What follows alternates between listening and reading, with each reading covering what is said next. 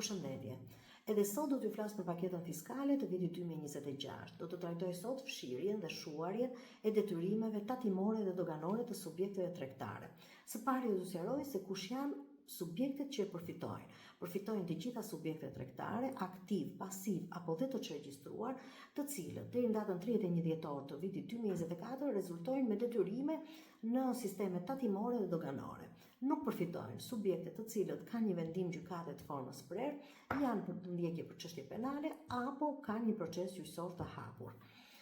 Si do të bëhet përfitimi? Për të gjitha detyrimet e periudhave deri në 31 dhjetor të 2014 fshihen detyrime, kamata, gjoba dhe interesa. Për periudhën nga 1 janari i 2015 deri në 31 dhjetor të vitit 2019 falet 50% e detyrimit, nëse brenda datës 30 qershor të vitit 2026 paguhet 50% i tjetër i detyrimit. Falet 25% e detyrimit, nëse brenda datës 31 dhjetor të vitit 2026 paguhet 75% e detyrimit. Për të gjitha këto detyrime fshihen gjobat dhe kamat vonesat. Për detyrimet e lindura nga 1 janari i vitit 2020 deri në 31 dhjetor të vitit 2024 fshihen të gjitha kamatat dhe gjobat nëse detyrimi paguhet 100% brenda 31 dhjetorit të vitit 2026.